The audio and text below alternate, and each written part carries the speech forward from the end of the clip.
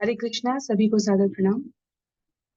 प्रश्नोत्तरी की इस श्रृंखला में आज सत्र 14 में, जहां हम सभी महाभारत के विषय को प्रश्न और उत्तर के माध्यम से पठन, श्रवण, स्मरण करने का प्रयास कर रहे हैं, सभी का स्वागत है। हम सभी प्रथम पर्व आदि पर्व के 7वें उपपर्व संख्या 7 संभव पर्व में प्रवेश कर चुके हैं, जहां महाराज जन्मेजय को वैशंपायन ऋषि द्वारा विभिन्न राजाओं महाराजाओं से संबंधित कथा का स्वादन कराया जा रहा है। तो इस प्रश्नोत्तरी में भाग लेने का नियम बहुत ही सरल है। आपको स्क्रीन पर प्रश्न संख्या दिखाई देगी। जहां आप इस वीडियो को देख रहे हैं, वहां कमेंट बॉक्स में आपको प्रश्न संख्या के साथ संभावित विकल्प का उत्तर देंगे। 10 प्रश्नों के साथ हम सभी सत्र 14 में संभव उपपर्व में पुनरावृत्ति करने का प्रयत्न करेंगे। आज के लिए पहला प्रश्न है, रिक्त स्थान वर्ष तक पुत्र द्वारा दिए यौवन का भोग करके महाराज ययाति जान गए कि रिक्त स्थान। तो 2 रिक्त स्थान है यहाँ पर। लाल में लिखा है 1000 वर्ष तक पुत्र द्वारा दिए यौवन का भोग करके महाराज ययाति जान गए कि विषय भोग की इच्छा विषयों का उपभोग करने से कभी शांत नहीं हो सकती। नीले में लिखा है 500 वर्ष तक पुत्र द्वारा दिए यौवन का भोग करके महाराज ययाति जान गए कि घी की आहुति डालने से अधिक होने वाली आग की तरह यह भोग भोगने की इच्छा और भी बढ़ती जाती है। नारंगी में लिखा है 1000 वर्ष तक पुत्र द्वारा दिए यौवन का भोग करके महाराज ययाति जान गए कि उन्होंने सुख के चरम को प्राप्त कर लिया है और वे संतुष्ट हो गए। और हरे में लिखा है 500 वर्ष तक पुत्र द्वारा दिए यौवन का भोग करके महाराज ययाति जान गए कि पुत्र उनको अपना यौवन देकर प्रसन्न नहीं है। तो यदि लाल सही उत्तर है तो आप 1.r लिखेंगे, नीला है तो 1.p लिखेंगे, नारंगी है तो 1.o लिखेंगे, और यदि हरा सही उत्तर है तो हम सभी यहाँ पर 1.g लिखेंगे। तो जहाँ प्रश्नोत्तरी संख्या 13 में हमने प्रश्नों के माध्यम से पुनरावृत्ति की थी कि महाराज ययाति के 5 पुत्र थे। उनमें पुरु, यदु, दर्यु, ताक्ष, अनु सबसे छोटे होते हुए भी पुरु ने अपने यौवन का दान किया था। महाराज ययाति ने अपने पुत्रों के समक्ष जब ये अनुरोध किया कि उनकी और सुख भोगने की अभी इच्छा है, तो शर्मिष्ठा और देवयानी के साथ वर्षों तक रमण किया है महाराज ययाति ने, और उसके पश्चात इन चारों में से एक उनके प्रत्यक्ष अनुभव का जो प्रमाण है वो व्यक्त कर रहा है। तो एक विकल्प यहाँ पर महाराज ययाति के उस मनोभाव को व्यक्त करता है। तो सही उत्तर प्रश्न संख्या 1 के लिए लाल है। 1000 वर्षों तक पुत्र द्वारा दिए यौवन का भोग करके महाराज ययाति जान गए कि विषय भोगने की इच्छा विषयों का उपभोग करने से कभी शांत नहीं हो सकती।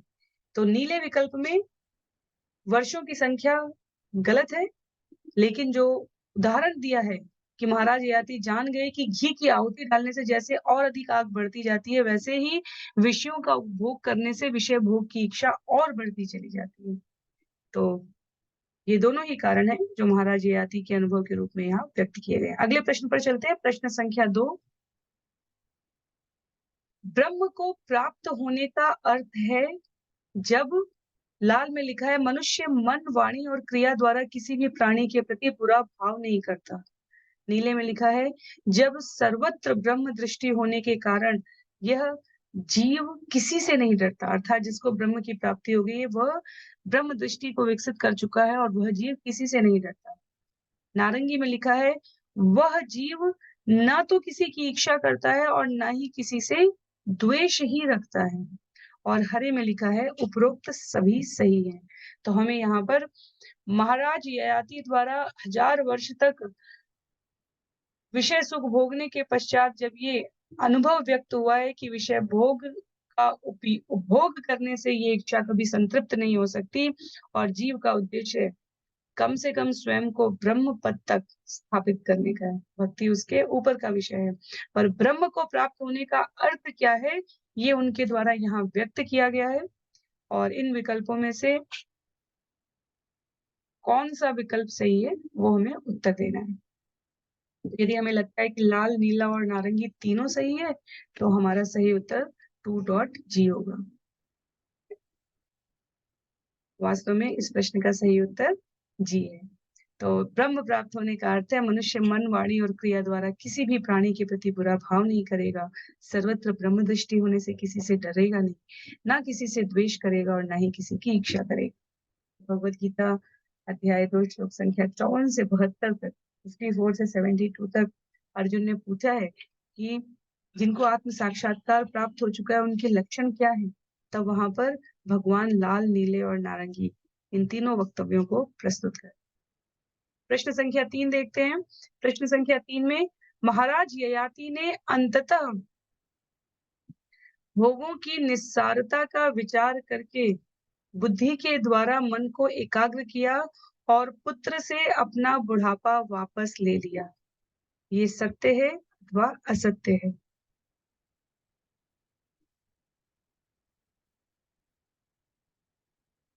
महाराज ययाति ने अंततः भोगों की निस्सारता का विचार करके बुद्धि के द्वारा मन को एकाग्र किया और पुत्र से अपना बुढ़ापा वापस ले लिया।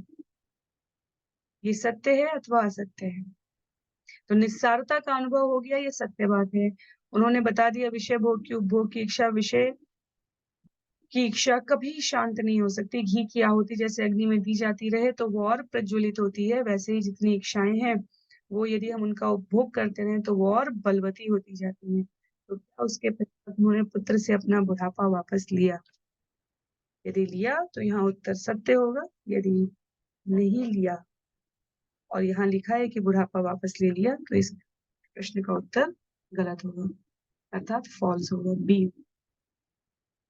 वास्तव में इसका सही उत्तर सत्य है। महाराज ययाति ने पुरु से, जो कि पिता की जरावस्था को प्राप्त करके राज्य का संचालन कर रहे थे, उनसे अपना बुढ़ापा वापस लिया है, उनको उनका यौवन प्रदान किया है, उनको राजपद पर सुशोभित किया है। प्रश्न संख्या 4 में पत्नियों सहित भृगुतुंग पर्वत पर जाकर दीर्घकाल तपस्या और निराहार व्रत करके ययाति ने रिक्त स्थान प्राप्त किया। लाल में लिखा है वैकुंठ प्राप्त किया, नीले में लिखा है स्वर्गलोक प्राप्त किया, नारंगी में लिखा है ब्रह्मलोक प्राप्त किया और हरे में लिखा है पुनः अपने वंश में जन्म प्राप्त किया। तो राज सिंहासन पर आरूढ़ कर दिया है पुरु को और उसके पश्चात अत्यधिक कठिन तप करते हैं ययाति, और दीर्घ काल के इस तप में वो निराहार व्रत करके केवल हवा पानी पीकर उन्होंने स्वयं को निराहार, आहार ही नहीं कुछ ग्रहण किया है। तो महाभारत में उल्लेख है कि ऐसा करने से जीवन के अंत में उन्हें, लाल में लिखा है वैकुंठ प्राप्त हुआ, नीले में लिखा है स्वर्गलोक प्राप्त हुआ, नारंगी में लिखा है ब्रह्मलोक प्राप्त हुआ और हरे में लिखा है वास्तव में ययाति ने पुनः अपने वंश में जन्म लिया था। यहाँ सही उत्तर हमें चुनना है। प्रश्न संख्या 4 में सही उत्तर वास्तव में स्वर्गलोक प्राप्त किया था, ऐसा उल्लेख आता है। प्रश्न संख्या 5, महाराज ययाति प्रजापति से रिक्त स्थान पीढ़ी में उत्पन्न हुए थे, जिनके वंशज रिक्त स्थान हुए।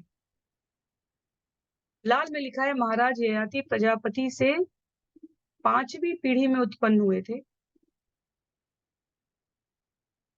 जिनके वंशज राजा दिलीप हुए। नीले में लिखा है महाराज ययाति प्रजापति से 12वीं पीढ़ी में उत्पन्न हुए थे, जिनके वंशज दशरथ हुए। नारंगी में लिखा है महाराज ययाति प्रजापति से 10वीं पीढ़ी में उत्पन्न हुए थे, जिनके वंशज जन्मेजय हुए। और हरे में लिखा है महाराज ययाति प्रजापति से 8वीं पीढ़ी में उत्पन्न हुए, जिनके वंशज अज हुए। तो जिन प्रजापति की यहाँ पर बात की जा रही है वो दक्ष प्रजापति। यदि पिछले 2 सत्रों को हम देखें प्रश्नोत्तरी के, तो वहां पर प्रचेता के 10 पुत्र जो एक साथ तप करके भगवान का आशीर्वाद प्राप्त करते हैं, प्राचेतस कहलाए हैं। वहां दक्ष प्रजापति जन्म लेते हैं। तो हमने देखा था किस प्रकार दक्ष के पुत्रों को नारद मुनि ने वैरागी बना दिया था। पुत्रियों में 10 को धर्म को देने के पश्चात 13 का विवाह कश्यप के साथ और 27 का विवाह चंद्रमा के साथ किया था।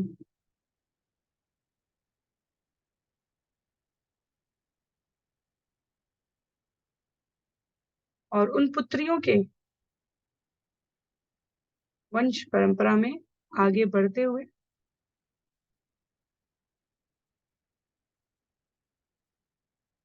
जहां अदिति और कश्यप का विवाह हुआ है और क्रमबद्ध तरीके से बढ़ते हुए हमने देखा इला, इला से पुरुरवा, पुरुरवा के क्रम में आगे बढ़ते हुए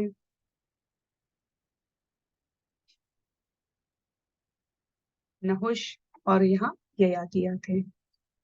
सरल उत्तर नहीं है, पर स्मरण करने के लिए ये प्रश्न दिया गया है। सही उत्तर है महाराज ययाति प्रजापति से 10वीं पीढ़ी में उत्पन्न हुए थे, जिनके वंशज जन्मेजय हुए।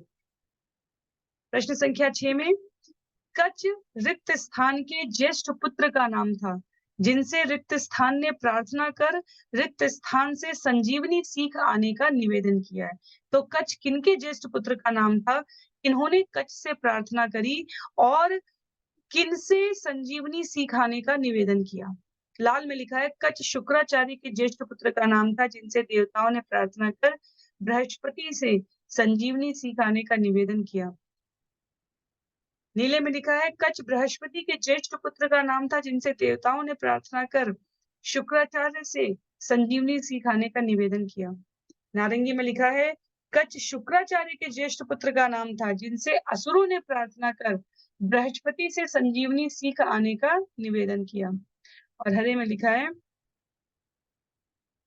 कच बृहस्पति के ज्येष्ठ पुत्र का नाम था, जिनसे असुरों ने प्रार्थना कर असुरों के एक विशेष वर्ग से संजीवनी सिखाने का निवेदन किया है। तो ये घटनाक्रम उल्लिखित किया गया एक विशेष परिस्थिति में, और हमें इसमें उत्तर देना है कच किसके पुत्र थे, किनके कहने पर किनसे संजीवनी विद्या सीखकर आते।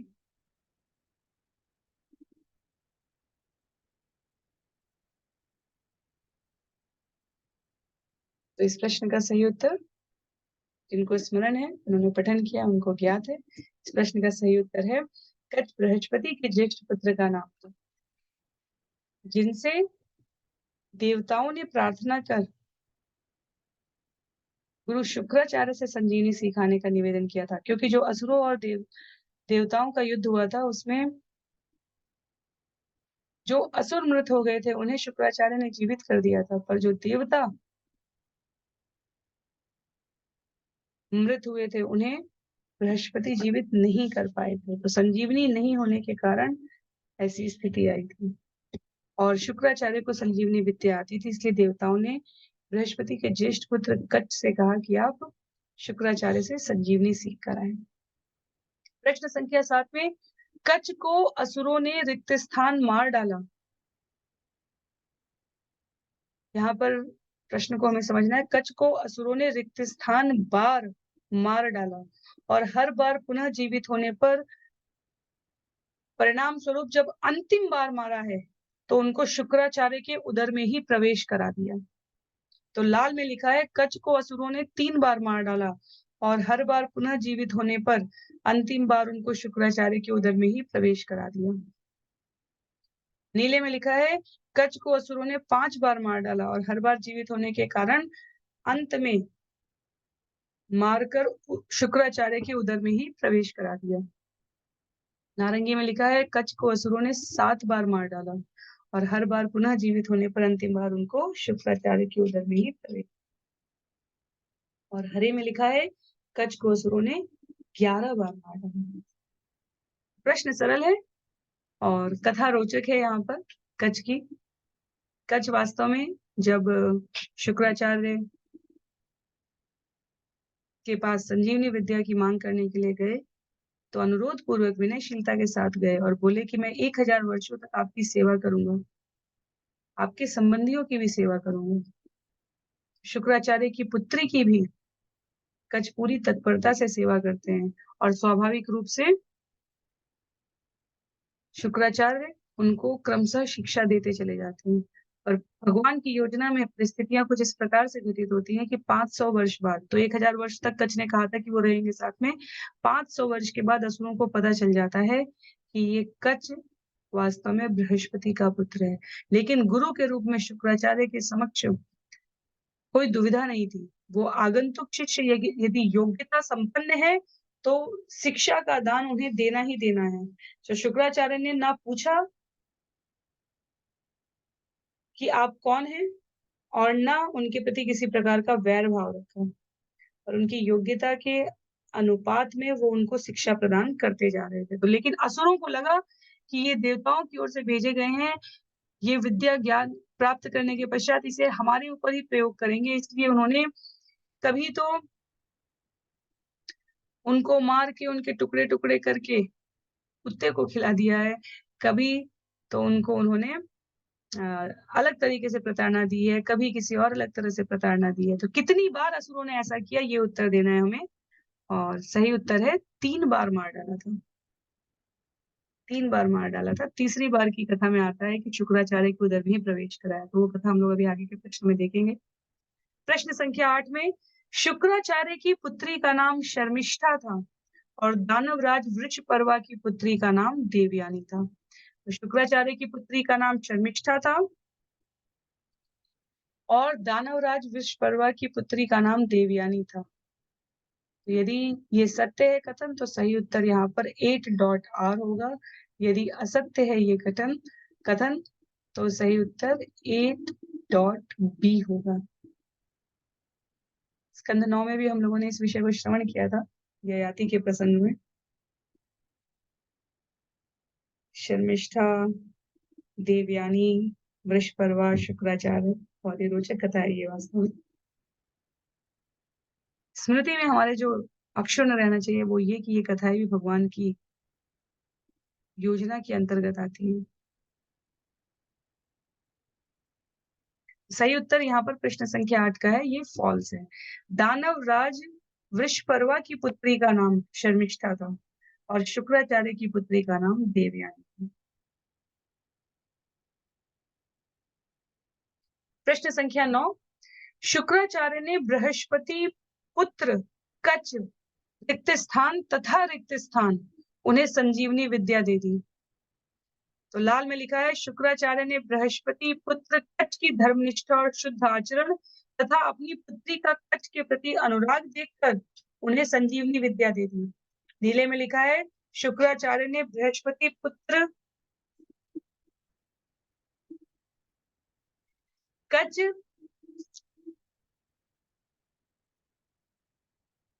की धर्मनिष्ठा और शुद्ध आचरण तथा अपनी पुत्री का कच्छ के प्रति अनुराग देकर उन्हें संजीवनी विद्या दी। तो एक प्रकार से ये सूचना के लिए प्रश्न था और इसमें टेक्निकली जो सही उत्तर है वो आसानी से हमें समझ में आ सकता है। यहाँ पे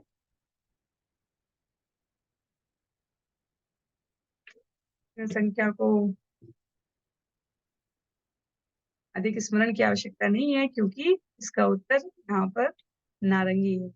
तो मुझे थोड़े और विकल्प देने चाहिए थे तभी कथा यहाँ पर पूरा हो पाता। पर जानकारी के लिए हमें स्मरण रखना चाहिए कि हर बार जब दानवों द्वारा असुरों द्वारा कच्छ को मारा जा रहा था, देवयानी ने पिता से अनुरोध करके उनको जीवित कराया था। तीसरी बार असुरों ने कच्छ को मारकर उनके शरीर का चूरा बनाकर उसको मदिरा में मिलाकर शुक्राचार्य को पिला दिया और इस प्रकार कच्छ शुक्राचार्य के उदर में प्रवेश कर गए। तो क्योंकि पिछले दोनों बार जब उन्होंने शत विक्षत करके कच्छ को मार के उसके शरीर को टुकड़ों में विभक्त कर दिया था, तो शुक्राचार्य ने संजीवनी विद्या से उन्हें जीवित किया, तो जिस प्राणी के भी भीतर है वो प्राणी की मृत्यु हो गई। जैसे कुत्ते के भीतर जब डाल दिया था कच के टुकड़ों को, तो सशरीर निकलने वाले कच के प्रताप से उस कुत्ते की मृत्यु हो गई थी। तो अब इस बार असुरों ने विचार किया कि मदिरा में मिलाकर इस प्रकार कच को हमने शुक्राचार्य के उदर में प्रवेश करा दिया है, तो यदि शुक्राचार्य कच को जीवित करेंगे तो शुक्राचार्य की मृत्यु निश्चित है। और वास्तव में हम देखेंगे कि ये घटनाक्रम कच जिस उद्देश्य से आए थे उसके लिए ही सहायक होता है, क्योंकि अभी तक शुक्राचार्य ने कच को जो शिक्षा दीक्षा दी थी उसमें संजीवनी विद्या नहीं दी थी। तो असुरों द्वारा किए गए ये कृत्य वास्तव में देवयानी की कच के प्रति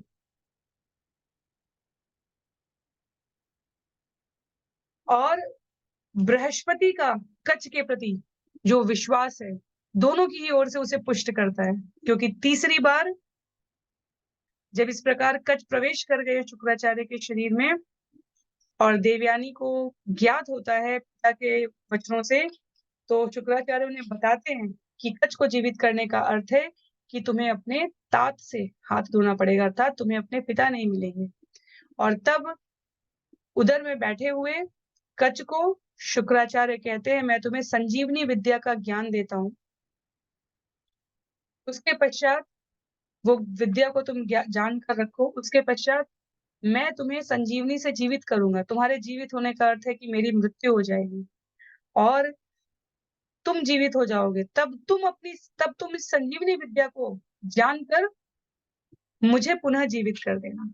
तो ये विश्वास अक्षुण्ण हुआ, क्योंकि अनुराग था देवयानी का कच के प्रति और कच के शुद्ध आचरण और व्यवहार से शुक्राचार्य को विश्वास हो गया कि यदि वो स्वयं को मार डालेंगे कच को पुनः जीवित करने के लिए, तो कच भी पुनः शिक्षा प्राप्त करके उन्हें जीवित कर देगा। तो ये विश्वास पुष्ट हो गया था। और इससे संबंधित जो अगला परिणाम आता है वो प्रश्न संख्या 10 में है, जहां शुक्राचार्य ने मदिरा पान करने वाले ब्राह्मणों के लिए कुछ कहा है, उनमें से क्या असत्य है। क्योंकि शुक्राचार्य ने कहा ये सब कुछ इसलिए हुआ क्योंकि मैंने मदिरा पान किया था। तो वो कहते हैं, लाल में लिखा है शुक्राचार्य ने कहा वह धर्म से भ्रष्ट हो ब्रह्म हत्या के पाप का भागी होगा जो मदिरा पान करने वाले ब्राह्मण है। नीले में लिखा है वह इस लोक और परलोक दोनों में निंदित हो जाएगा। नारंगी में लिखा है ऐसा ब्राह्मण जो मदिरा पान कर रहा है वो असुरों का पूजनीय होगा। और हरे में लिखा है लाल और नीला दोनों सही है। तो नारंगी कहते हैं असुरों का पूजनीय होगा और उनके पुरोहित पद को सुशोभित करेगा। ऐसा शुक्राचार्य ने कच के जीवित होने के पश्चात देवयानी के अनुराग को देखकर, असुरों द्वारा किए गए कृत्य को देखकर कि शुक्राचार्य ब्राह्मण है और उनका कहना है कि मुझे धोखे से मदिरा पान कराया है, तो भविष्य के सभी ब्राह्मणों को मदिरा पान के प्रति सतर्क करते हुए उन्होंने कुछ पंक्तियां कही हैं। तो इन चारों में से कौन सा असत्य है, हमें उसका चुनाव करना है। विकल्प भी सरल है, लेकिन हमें प्रामाणिक साक्ष्य यहाँ पर मिलता है कि शुक्राचार्य ने वो वर्ग जो राजा को मार्गदर्शन देने के लिए, वेद पाठों के पठन के लिए, शास्त्रों के अध्ययन के लिए, समाज को सही दिशा देने के लिए लगा हुआ है, उसे ब्राह्मण कहा गया है। और यदि ऐसा ब्राह्मण मदिरा पान करेगा तो इनमें से कौन सा असत्य है, वो वचन बताने, अर्थात अन्य 3 सत्य होंगे। विकल्प सरल ही है, आसानी से समझ में आने वाले। सही उत्तर है यहाँ पर नारंगी। उन्होंने ये नहीं कहा था कि जो ऐसा करेगा वो असुरों का पूजनीय होगा और उनके पुरोहित पद को सुशोभित करेगा। वास्तव में उन्होंने कहा कि वह धर्म से भ्रष्ट हो जाएगा, ब्रह्म हत्या का पापी होगा, इस लोक और परलोक दोनों में निंदित हो जाएगा। सभी को बहुत बहुत शुभकामनाएं इन 10 प्रश्नों में भाग लेने के लिए। अगले सत्र में हम सभी संभव पर्व की कथा को आगे श्रवण करेंगे। हरे कृष्ण।